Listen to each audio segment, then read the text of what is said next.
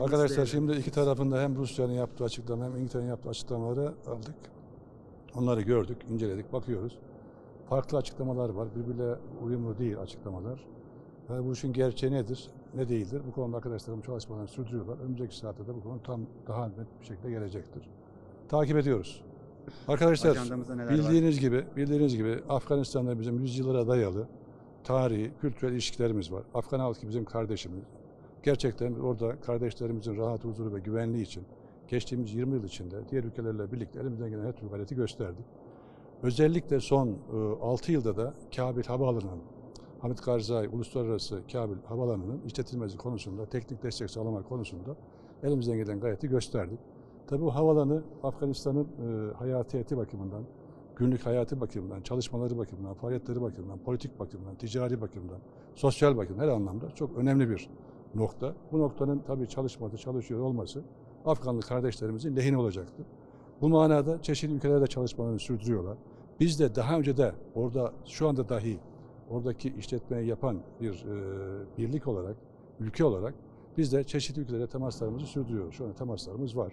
Bu manada, bu çerçevede yarın Amerikalılarla bir görüşmemiz olacak. Onlar buraya heyet gönderirler. Ve bu yolunda yapmaya çalıştığımız husus sağlıklı bir şekilde ve oradaki Afgan halkının, Afganlı kardeşlerimizin güvenliğine ve refahına katkı sağlayacak şekilde neler yapabiliriz? Bunun arayışı içindeyiz. Buna çalışıyoruz. Şu anda bizim mevcudiyetimiz orada zaten var. Herhangi bir şekilde şu anda bizim asker göndermek gibi durumumuz söz konusu değil. Diğer ülkelerde temasımızı sürdürüyoruz. Onlarla beraber bir arayış içindeyiz. Ve önümüzdeki dönemde bu çalışmalar tamamlandığında nihai olarak bu açıklamalar, gerekli tedbirler alınacak bir plan haline dönüşecek ve bunu uygulamaya koyacağız. Bizim için esas olan, bir daha söylemek gerekirse, Afganistan'ın uluslararası havaalanı, Kabil Havaalanı önemli. Bu havaalanı biz 6 yıldan beri biz çalışıyoruz, biz oradayız. Oradaki mevcudiyetimizi devam ettirmek ve ettirmemek konusunda çalışmalarımızı, temaslarımızı sürdürüyoruz. Her şey Afgan halkının, Afganlı kardeşlerimizin güvenliği ve refahı için. Buna gayret gösteriyoruz. Tabii burada farklı konulardan bahsediyoruz. Şimdi bu Makine Mühendisliği Kurumu ile alakalı konuşmaları söylerken öncelikle içinde bulunduğumuz dönemde bizim savunma sanayimizle alakalı millileşme ve yerleşme, yerli ve milli sanayinin gelişmesi konusunda yapılan çalışmaları görmek lazım. Bu konuda bildiğiniz gibi, yakından takip ettiğiniz gibi gerçekten gurur verici bir oranda benim kamuda, özel sektörde yoğun bir şekilde bu konuda çalışmalar var. Savunma sanayinin ve zaten bütüne de tüm sanayimizin yerleşmesi ve millileşmesi için çok ciddi çalışmalar var. Bu çalışmalar içinde Makine Kimya'da çok özel ve önemli bir yeri var. Ve bunun farkındayız. Makine Kimya Endüstrisi Kurumu gerçekten yıllarca bu memlekete hizmet etmiş. Bizim göz bebeğimiz ve son derece önem verdiğimiz bir kurumumuz bu.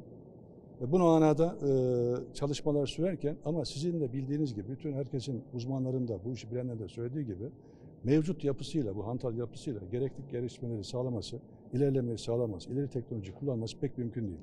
Bizim burada yapmaya çalıştığımız konu, gayretimiz Makine Kimya Endüstrisi Kurumu'nun modern bir yapıya kavuşması, bu hantal yapıdan kurtulması ve rekabet gücünün gelişmesi, etkin ve esnek bir yapıyla ülkemize, milletimize daha iyi bir şekilde hizmet etmesine gayret gösteriyor.